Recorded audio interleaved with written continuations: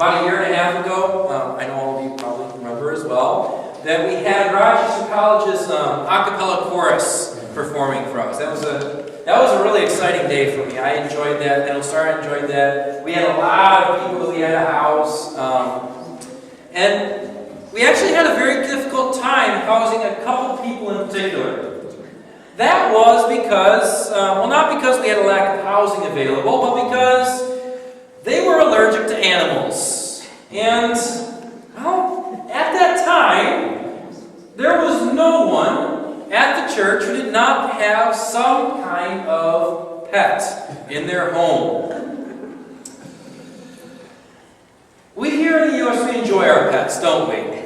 This is a feeling that Sarah does not understand, that Sarah cannot relate with. So she's going to roll her eyes many times while I tell this story. Trust me, she will. We sometimes get into arguments about what's better, cats or dogs. Right? I'm sure we've all got our opinions here. I'm sure that Brenda's going to say dogs.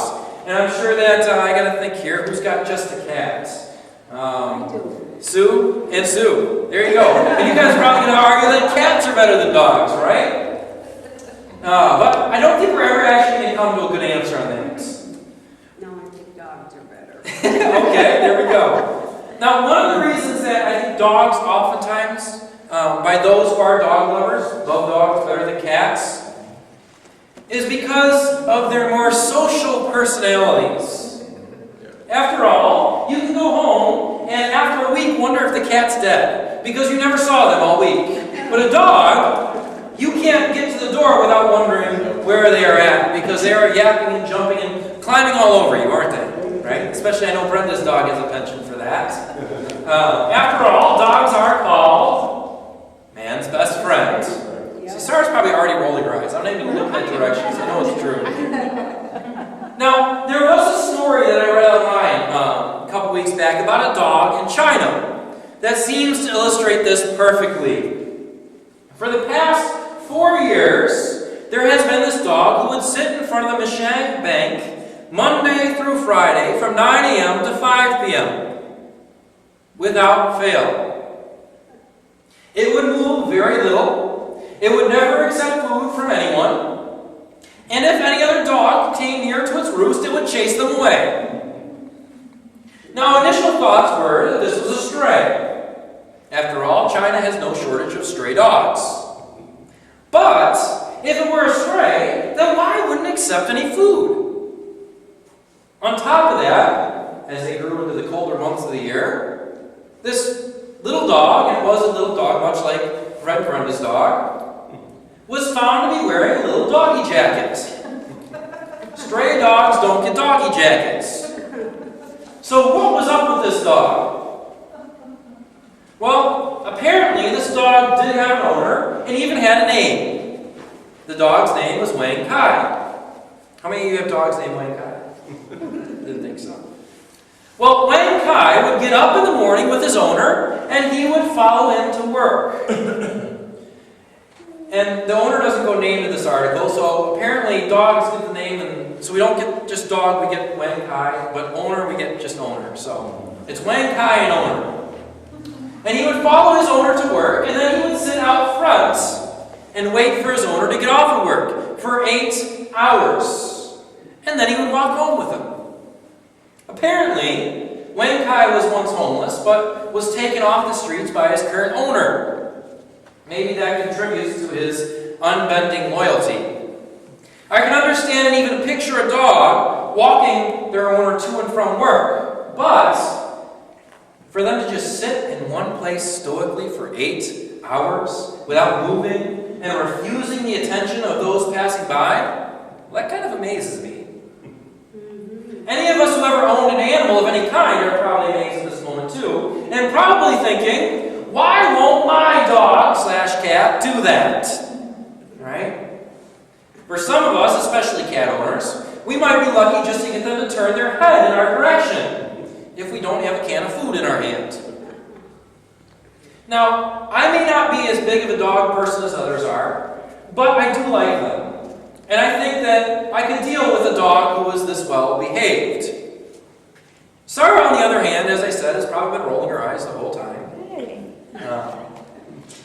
As soon as I mention the word dog, cute dog stories just don't appeal to Sarah. Which Brenda teases her about constantly, as every time she sends her a card, she makes sure she signs her dog's name, Gizzy, onto the card. Now, we are today continuing to talk about faithfulness, but I don't think I'm going where you think I'm going. For most of us, we would like to call this dog faithful. We would say that this dog was being faithful to his owner who rescued him. As we talked about last week, the more familiar we become with God, the more time we spend with Him, the more easily we will recognize His goodness and qualities in stories like these, right? The more easily we'll be able to hear a story like this and say, that's the kind of quality that God shows to me.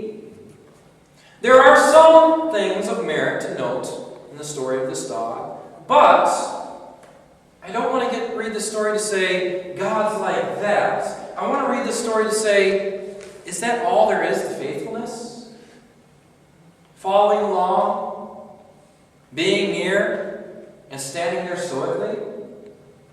I believe what this dog is displaying is more closely in line with loyalty, not faithfulness. As we begin to define faithfulness, I believe that we must understand that it is something much greater and more complicated than any animal could ever accomplish. A dog can be loyal and obedient, but it cannot be faithful, as described in our Bibles. No animal could ever do what God has called us to do, or essentially do what God has done to us. Sometimes our imaginations let us down. We find ourselves only able to hope in what we can picture or imagine. And so we do things like define faithfulness as what a dog does to its master. Because of this, we oftentimes try to paint God in the image of things that we have seen and that we know. God is beyond imagination. What He promises us is more than we could ever dream of. None of us here are capable of ever comprehending or coming up with all the things in the depth of the faithfulness which God displays towards us. What He promises us, we could never dream of. That being the case, we cannot try to box God into something more imaginable and essentially controllable. The day that God's faithfulness is the same as the dog's is the day that we know that we are without hope. That's not to say that there are some qualities that we can find from that story, but we must understand that faithfulness is much, much, much more than simply showing up and sitting for, in this case, an hour and a half. Faithfulness, as we see displayed by God, is much more than loyalty. God never asks us to be loyal, but He does ask us to be faithful. God is always with us, and He gave us His very Son. There are a great many things that God has done that a dog, in many cases, will do as well. But loyalty is to faithfulness as a puddle is to the ocean. They both might have water in them, but you can't ever compare one to the other. Turn with me over to Matthew chapter 24. Matthew chapter 24. We're going to start at verse 45. Unfortunately, again, it's not going to be up behind me. Next week we'll have it back up. Matthew chapter 24, verse 45 through 51. Matthew chapter 24, verse 45 through 51. It says, "Who then is the faithful and wise servant, whom his master has set over his household to give them their food at the proper time? Blessed is that servant whom his master will find doing so when he comes. Truly I say to you, he will set him over all his possessions. But if that wicked servant says to himself, my master is delayed, and begins to beat his fellow servants and eats and drinks with drunkards, the master of that servant will come on a day when he does not expect him, an hour he does not know. Cut him and put him with the hypocrites. In that place there will be weeping and gnashing of teeth. Now, those of you who have owned dogs or cats, how many times have you been gone for a long period of time, whether it be for just a day or maybe a couple days if it's a cat, and you come home to find that, your animal's gotten into a little bit of mischief? I remember when Sarah and I used to have a cat.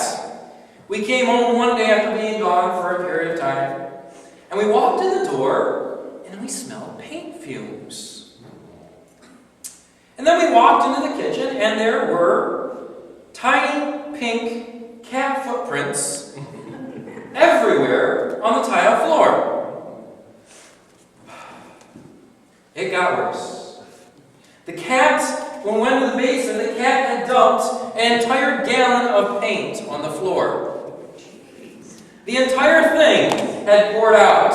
And then, for some unknown reason, the cat decided to walk through it and then through the house.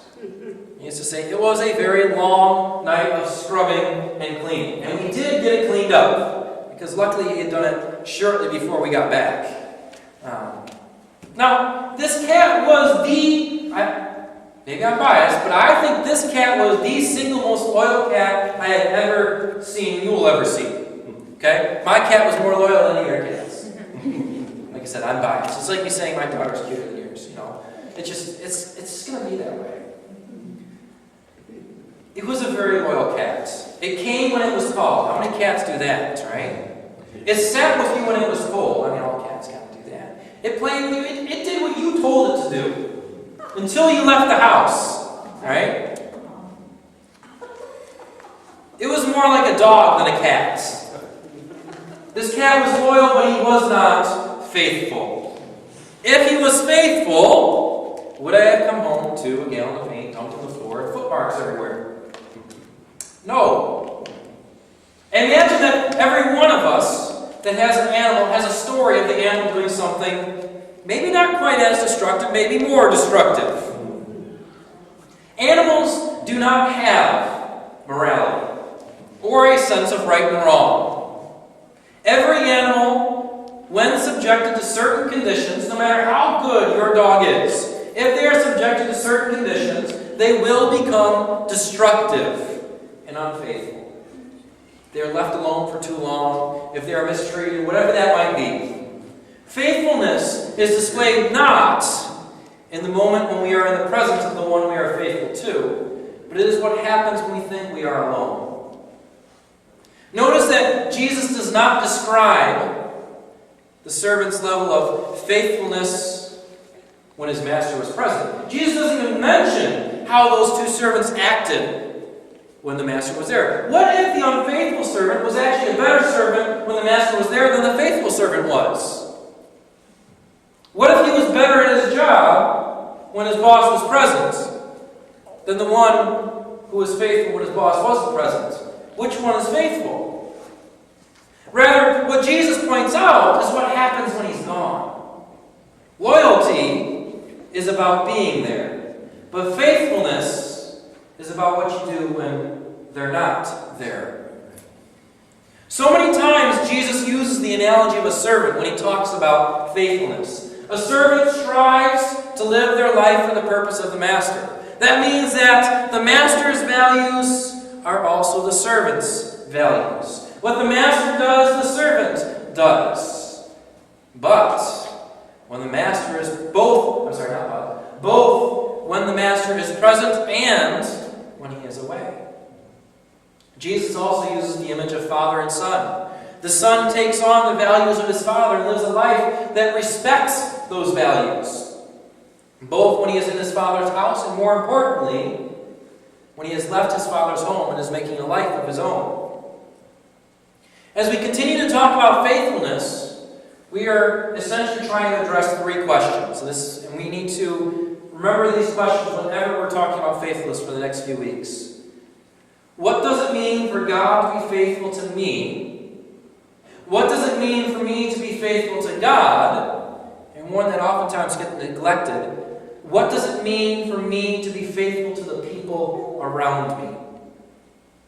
Faithfulness is a very broad topic, and we will continue to cross back and forth through all three of these questions consistently. Not one of these sermons is going to deal with exclusively one question. They are always going to cross back and forth. Even as we talk about this now, I think we can see elements of all three questions being addressed.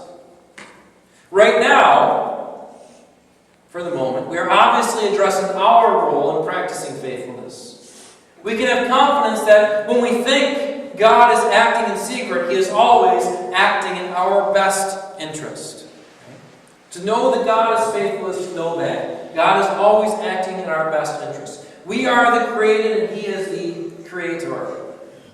He will always fill the role of master and father. Therefore, our role, as we begin to address ourselves, at the moment must be to strive to make His values our values, to be lived out when no one is looking. We must realize that we have been given something great with which to be faithful to be faithful with. We're not without responsibility, and there is work to be done. If you were here Wednesday night, you were part of a discussion about this. Jesus was given the Spirit of God, so that, Isaiah chapter 61, right? He might bring hope to the hopeless, proclaim good news to the poor, proclaim the year of the Lord's favor, bring God's children back into His presence again. Now, we are able to find peace. We have been given opportunity to grow familiar with God, to be near to Him. As we said Wednesday, the nearer we grow to God, the greater the greater responsibility we have to go out and proclaim and live just as Jesus did. We should not expect someone who is walking into church for the first time to live as if they were someone who's grown up in the church. And we cannot find them at fault because of that. We cannot expect a world that does not hold the values that we hold to uphold those values. That just doesn't make sense. There's a reason we do the things we do, and they do not hold that same reason. We cannot expect to cut down or demonize them for that. Right? But us who are here today, us who are in the church, us who do strive to live and be disciples, are expected to do a lot more with what we've been given. We have, because of the Spirit of God given to us, because we are able to draw near, we have been given a great responsibility along with that. We have been given the Spirit of Christ, as Christ did, for two reasons. One, so that we might be in a relationship with God once again, we might be able to experience that peace and joy, to be restored. But the second cannot be ignored, because if we ignore the second, it is to the detriment of the first. Cannot experience that peace and that presence without going out with the second as well. The second reason was so that we might go out and do exactly what Christ Himself did. It's like we talk about, we cannot separate Isaiah 9, the coming Messiah and the glory and the reign, and we're going to be heirs with Christ. We cannot separate that from Isaiah 53 and the suffering servants. If you only get one thing out of the sermon today, it has to be this. Faithfulness is about much more than simply being there. Showing up is not being faithful. Showing up is part of being faithful, but in and of itself is not being faithful. Being present is only a part of faithfulness. It's only the beginning. Faithfulness is much bigger than that. Otherwise, our pets would be capable of that kind of faithfulness. Showing up every Sunday for church counts for nothing unless you go out and do with what you've received. If you don't live faithfully the other 6 days of the week. Don't get me wrong, being here today is a very good, and in fact is a very necessary thing. We should and ought to be here. But when we talk about what it means for God to be faithful to us, when I imagine what it means for God to be faithful to me, do you think I'm content with the idea that God is simply here watching what I'm doing? Or do I expect a little more than that? I don't expect God just to sit here next to me and watch. I expect God to be present and active in my life. That's what it means for God to be faithful to me. And that's what it means for us to be faithful to Him and to each other as well.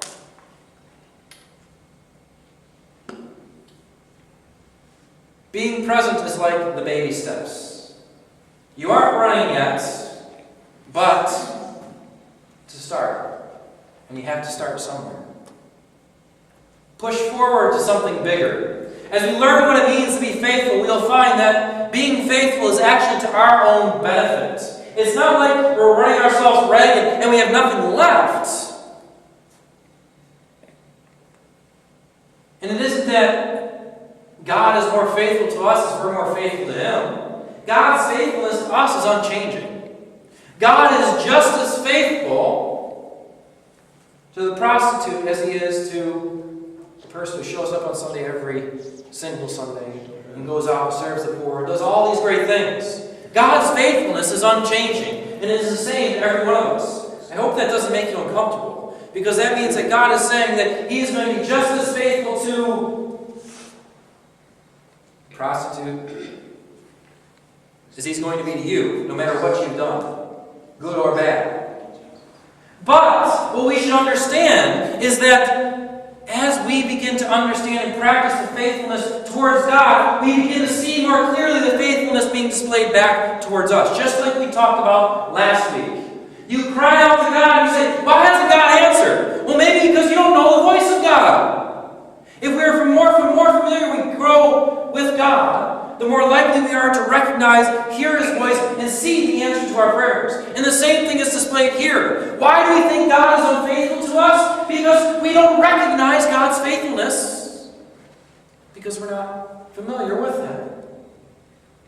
The more faithful we begin to live our lives, the more familiar and the more easily recognizable we will see the faithfulness of God. It's not that God is being unfaithful to us, it's that we're unable to see it, unable to receive it, and therefore unable to experience it. God has, as we said, answered our prayers. But maybe we just aren't able to see it, and therefore unable to receive it. This is where faithfulness comes in. When we strive on towards greater faithfulness, we will daily gain a better understanding of just how faithful God is. It's like we said last week. The more familiar we are with God, the more able we are to hear His voice and see the answer to our prayers. If you were to look at Matthew 24 again, and if you were to look what came after Matthew 24 into Matthew 25, you would see that Jesus is continuing to teach on this topic. He's building on it. He's saying in 3 separate stories, right in a row, be ready, be faithful. He's always saying, be ready, be faithful. He's not saying, be loyal, be there. Because we'll note in the next parable, the parable of the 10 virgins, it said they were there. But because they were not faithful, they were not able to stay there. Take what God has given you and do something with it. The parable of the talents comes shortly after our passage. Another parable about what servants do when the master is not home. Only this time, they don't receive instructions, told do this and do that. They just simply are given a gift, a responsibility, a blessing, and are expected to multiply it. As we go out today, let us accept that our imaginations are falling short, that there is much more to faithfulness than we understand there to be. Let us look to a faithfulness that has legs, that goes to and fro, living out what they have seen done by their Father. Let us allow our definition of faithfulness to expand beyond simply showing up. Let us strive to continue to learn what it means to be faithful, understanding what is for our benefit. What will we do when we're left alone? Will we strive? I'm sorry, not we will. We will strive to uphold the values of our Father in heaven in our own lives.